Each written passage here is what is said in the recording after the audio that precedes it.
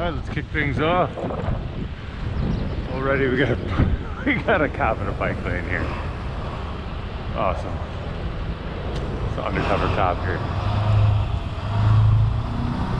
But I guess he's maybe giving somebody a ticket. Oh, no, he's doing a U-turn. Cool.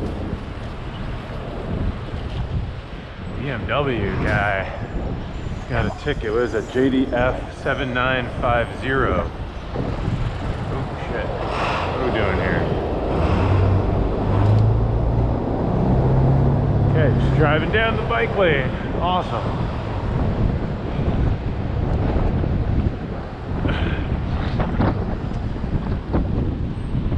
And just making a left turn on red. That's great.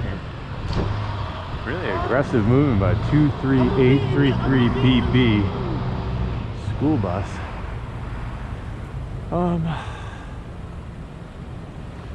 What do we got? Oh, I'll be in the other room or something, please. Can I?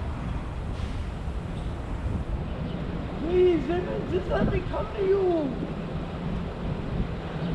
I can't go home. She not letting me home. Please, Jimmy. No, I don't want to. Oh, that fella having some trouble. Oh man. All right. It is a cold day today. We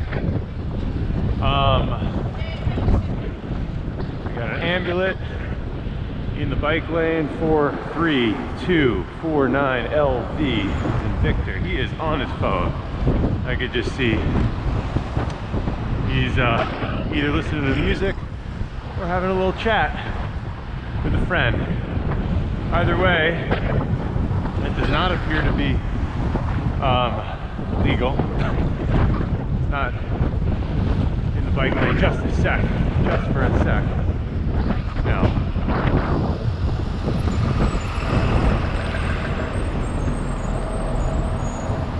Let's see what's going on here. So, it is cold. Yeah, this is gonna be a rough ride, I'm not gonna lie. My face is already pretty cold. No, don't, please don't. Got these dump trucks, cement trucks. My hands, I'm just gonna complain the whole ride.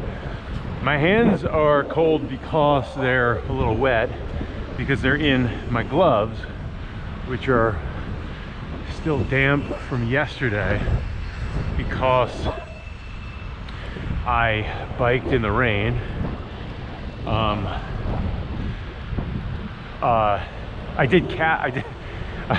took a nap at 2 p.m. That's basically what I did. I biked down to Casper. Casper is a mattress company, and they have a showroom where for like 25 bucks you can get a nap. Like you get a little special like nap pod where you can sleep on one of their beds. But it's on ClassPass, so I was like, you know, I want to try this thing. I've been meaning to try it for a while. And I rode down there in the pouring rain. So it was only like a mile or so. Like, yeah, it was a mile and a half, maybe, like 10-minute bike ride. But enough to get totally soaked. So my gloves got soaked. Put them in my pockets, didn't really think about it until just now, when I realized they've been sitting in my pockets the whole time. Not drying off, but instead getting damp because they are pretty crappy gloves that are not waterproof. So yeah, so that's where I am. But the rest of my body is pretty warm. Always coming up this hill. It's a trek. Whew.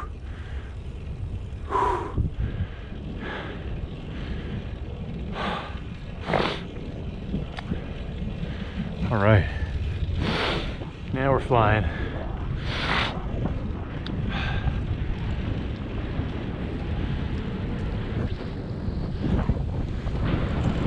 So I watched this cool video on YouTube last night that was, they call it a ride cast.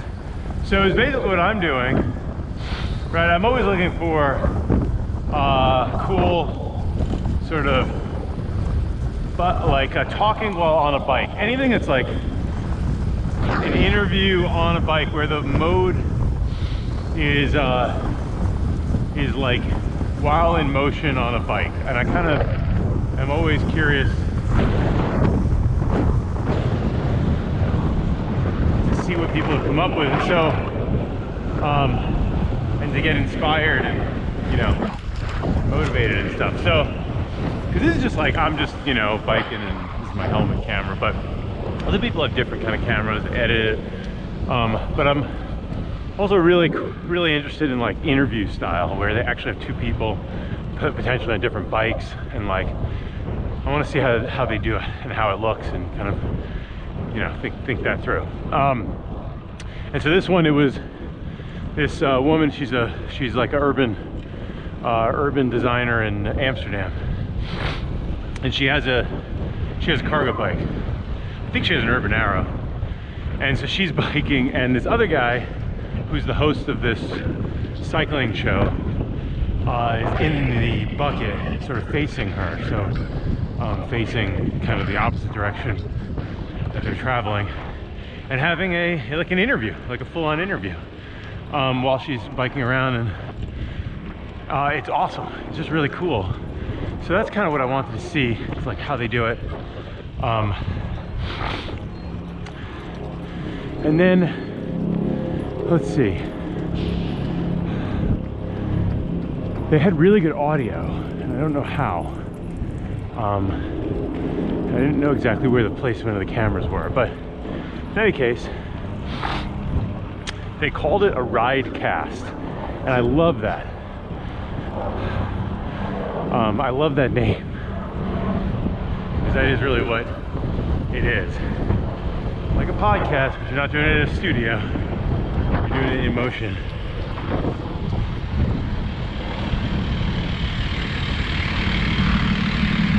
Biodiesel. My driver is texting. His head was down. He was very focused on his phone. I don't know if he's actually driving or not.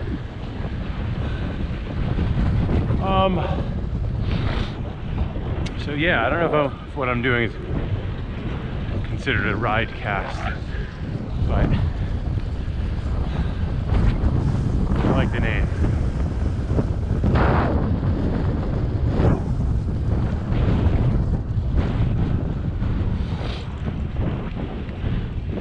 So apparently, because it rained last night, the ground is wet, but it also is below freezing, so it's also freezing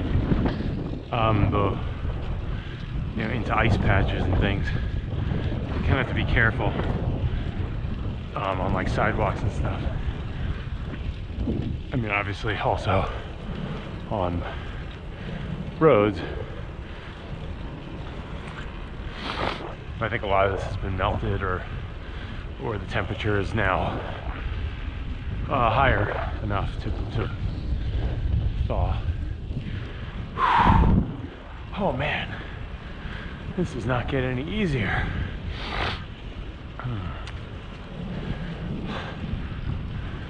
Central Park, huh?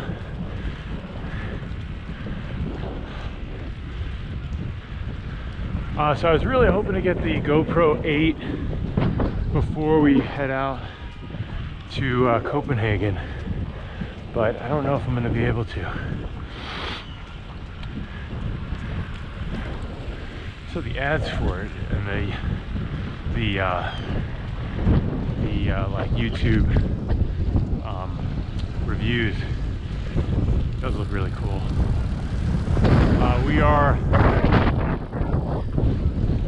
We are also getting an Urban Arrow. We're hooking up with a family in Copenhagen who has an Urban Arrow bike. This is the electric cargo bike that we have, and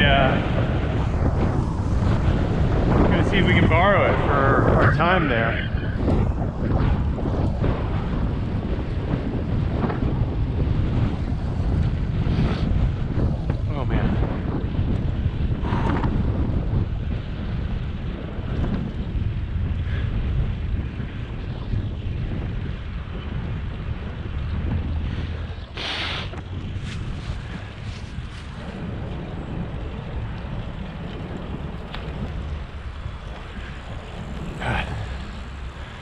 guy's biking by like he's got motorized.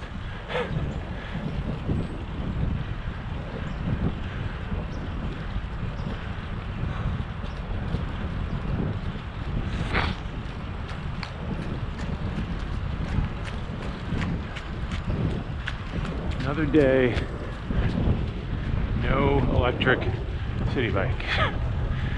I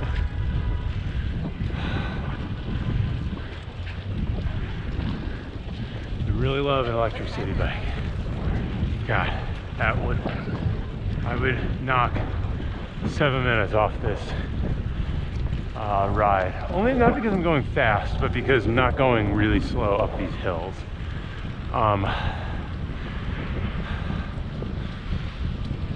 People say, oh, well, you know, electric bikes are not really bikes, like they're, you know, they're motorized, so you don't get any workout, and they're not even like, you know, they're cheating.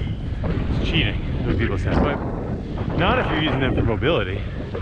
Obviously, I mean, I don't know what you're cheating. I guess you're cheating if you drive in a foot race, like in the marathon. If you're driving a car, then yes, that would be cheating, but who are you cheating here if you're using an electric motor to go up a hill versus not? It's kind of a weird argument. It's kind of a moot point. It doesn't really matter. People will pick what they pick and ride accordingly. But what I found interesting is that the argument, kind of what you might expect, is, oh, well, if you're using an electric bike, like you're not really getting any exercise. And I think that's generally true. If you ride one-to-one, like if I just replace my rides with an electric, then yeah, I'm gonna get way less sort of exercise on just those miles. But the research that was done on this basically found that when you have an electric pedal assist bike or something like that, you tend to ride much more frequently and much further. So I think this is it more pertains to people, I think, who live in places where they also have a car. And so a 10-mile bike ride might be extremely daunting. So this totally makes sense. The idea is that you end up using the electric bike way more than you would a regular bike. Therefore, you're out and about and sort of getting a lot more you know, bike riding in. Whether the bike riding itself is any, you know, maybe you're doing twice as much cycling, but you're obviously doing way easier riding, because if anybody's been on a pedal assist bike, you're basically like pedaling like somebody else is pedaling for you, and you're just moving your legs, which is really fun, especially up hills. And so, but the argument is, or the research is that you end up taking the bike out way more frequently and using the bike for trips that you otherwise would have used a car for. You know, things like 5, 10, 15 miles now are very doable on a bike, and so you might make those trips much more frequently by bike instead of by car, and that's the idea. And that totally makes sense. Like I might do that in place of like subway rides, right, in my case, but we don't have a car, so you know, we don't really have that as an option.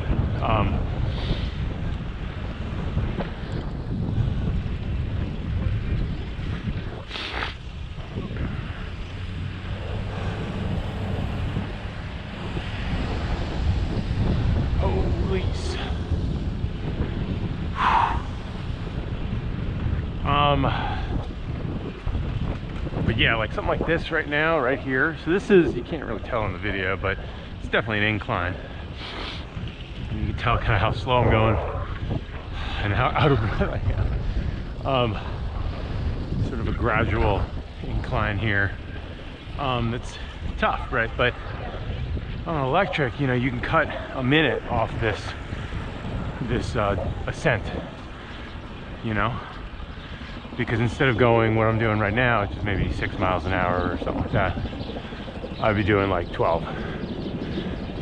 You know, something like that, without really any effort. Just amazing. All right, my hands are now nice and toasty.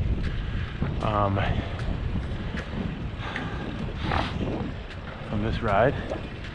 All right, my legs are a little cold. My feet are very cold. That's the part that I don't really know if I can solve for. Yeah. Is, you know, like big boots. Like, I don't want to wear big boots. I like my sneakers. So, anyway, what else? It was a pretty uneventful ride, chilly ride.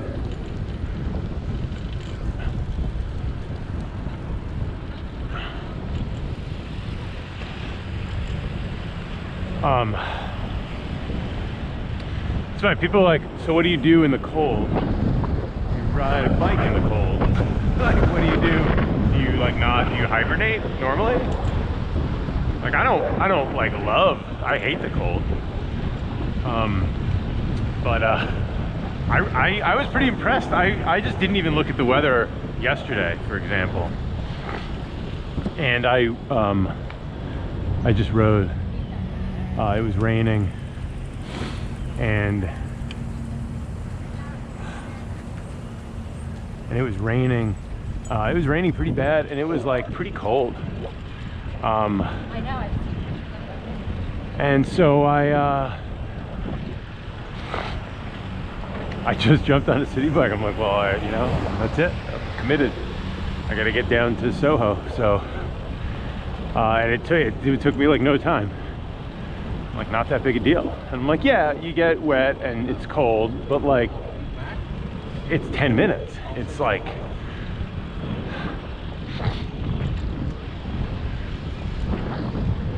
it's a joke. If you try to get there in any other mode, you know, it'd at least be 20 minutes, maybe longer, right? And just like super annoying also. Biking in the rain, also annoying. Yes, I get that. I realize that. All right, we are getting out of Central Park here. Up here on the right, you see 7th Avenue South.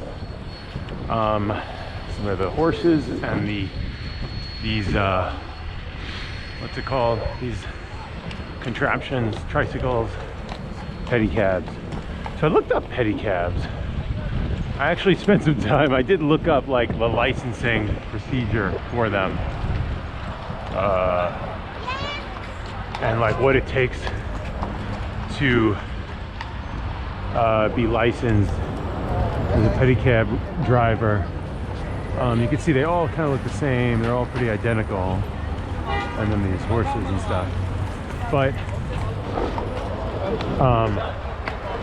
But what's interesting is like this is one area where there's like a ton of regulation on the bikes themselves. Like, they literally say they have to have 3 wheels, they can't be motorized. They actually say they can't be motorized, which has to be nonsense, because I think all of them are motorized. You couldn't possibly bike these things without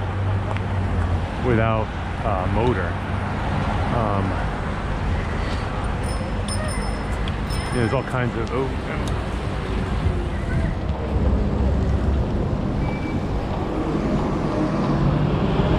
So this is interesting, right? Oh no, it's not that interesting. I was gonna say, left has a walk signal, the right does not, but this is okay. All right, we are moving and grooving. $5 per minute per ride. So the reason I was looking into this was I was curious if we could turn our cargo bike into like a pedicab, and what it would take if I wanted to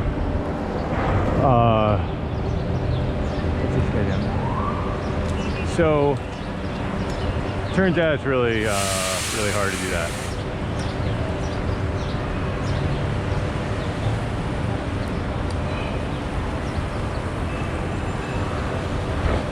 Like, there's all these regulations, and it basically restricts the entire market of pedicabs, so that you have no choice but to, oh, what happened here? Is this where the, oh, I don't know. Woman, just as an aside, a woman was hit and killed by falling debris from a building. And I think it was like around, oh, it was a Fifth Avenue, I thought. So this is not Fifth Avenue. But I'm not totally sure. Oh, please don't come in. So, really sad, really scary.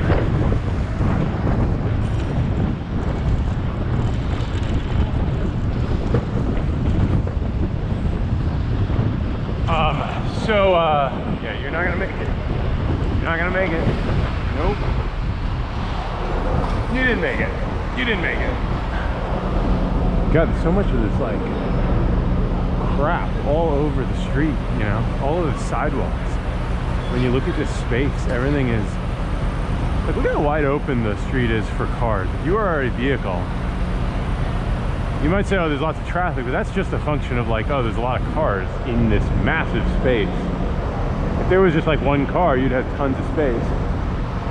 If you had empty sidewalks, didn't have people, you still have all this crap that you would have to run through. Like, you couldn't even easily run at 2 a.m. down 7th Avenue, right? On the sidewalk. And that, I think, is the main point, right? This is all unobstructed because, you know, you have to have no obstructions for drivers, God forbid. But there's nothing but obstructions for pedestrians.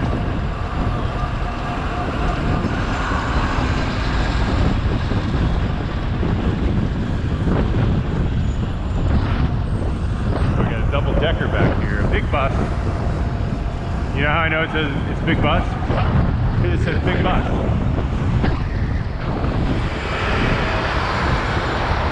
Good, speed on through, bro. T778 957.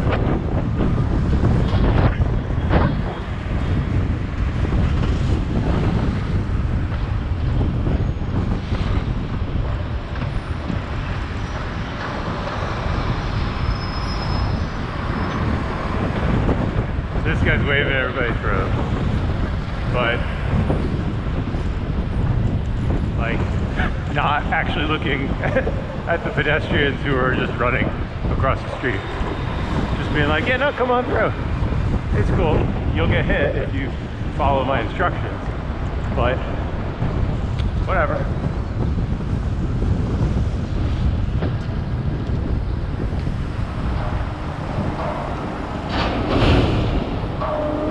Oh yeah. See, I'm just looking up, north, up 7th Avenue here. We're at 47th Street. Here's Times Square. Yeah, I mean, this is pretty awesome. Hey, how's it going? Some people who are not in cars going through red lights don't mind being filmed.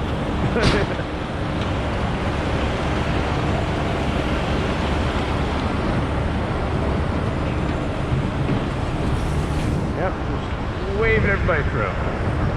I want to give them a high five.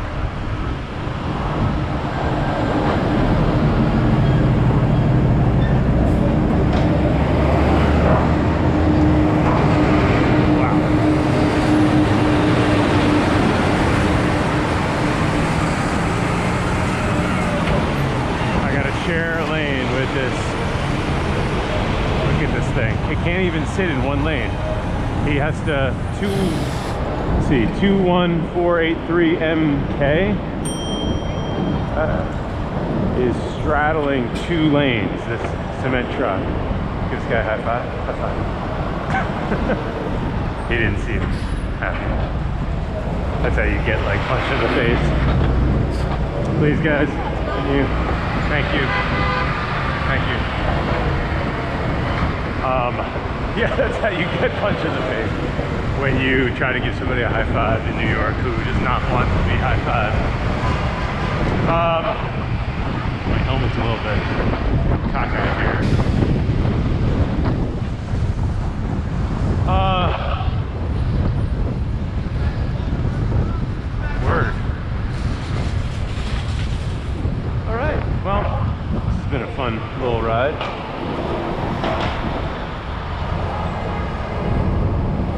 pretty warm. It's nice. Getting into the zone for Copenhagen. We're biking around there. We're checking the weather. It's basically the same as New York. I don't think it's that. It always sounds like it's going to be really, really cold and really, really dark and dreary, but like they actually have great, you know, amazing infrastructure and like hardly any cars. So it's way more relaxing. I imagine last time we were there was 5 years ago, 4 years ago. And we didn't really bike. We didn't bike at all. This time we're hoping to bike around. We also weren't there in the winter, so, but it's gonna be awesome. Say goodbye to this. Oh, Jesus. Here's the thing, like you could do some basic physics and basic math on some of these things and basically say like, this guy, EJG7308, his Lexus, I think he honked at me.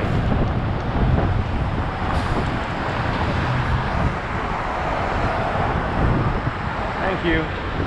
Thank you. I say thank you for not killing me. Which I can only say as, like, by being alive, you know?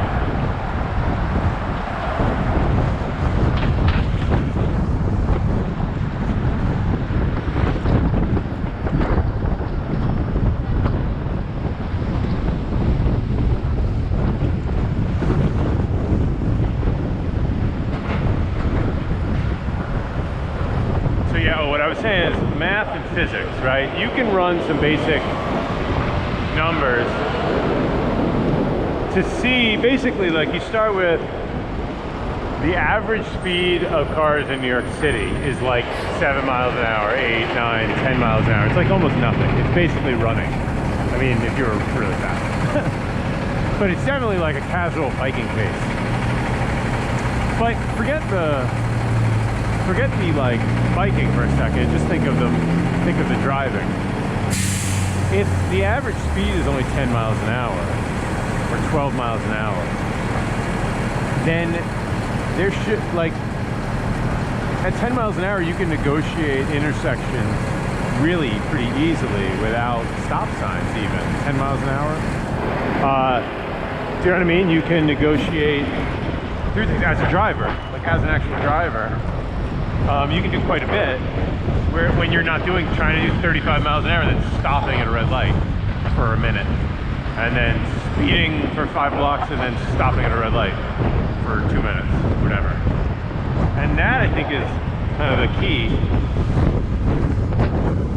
Is we've constructed our streets the same way. They're basically highways, right, with stoplights, where the intention is to go really fast on any given street. But imagine that the streets were designed so that you really could only go like 10 miles an hour. Right? Like, what would it look like if your street was a 10 mile an hour street? It definitely wouldn't be 4 lanes wide, right? With no obstructions going straight. You'd have all kinds of, you know, you'd all have all kinds of treatments and things, which is what they have in the Netherlands.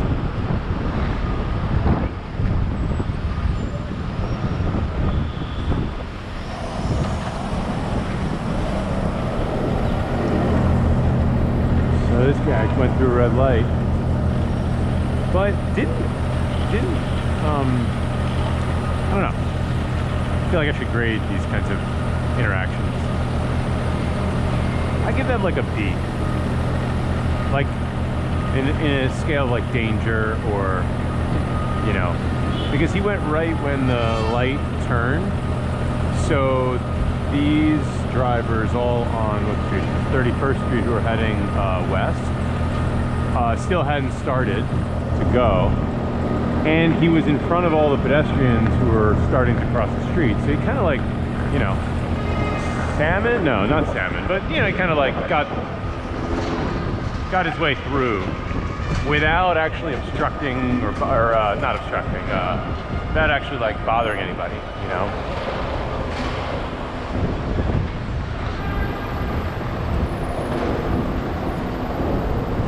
is also really weird, right? So when you have the bike lane that starts here, obviously all these cars need to now merge because they basically have one fewer lane, or one lane less, one lane fewer. I think it's fewer, but anyway.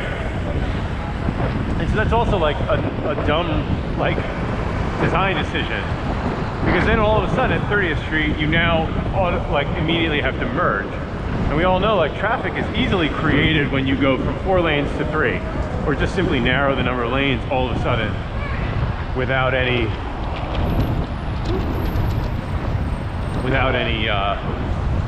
you know, like it's not gradual. So anyway, that's what I got. That's my story. How am I gonna do this? I'm gonna pull up right over here, and this is okay. I'm gonna get hit by a cyclist. That's how I'm gonna wipe out. All right. Well, thanks for watching. Like and subscribe. Until tomorrow or later. Be well. Ride safe.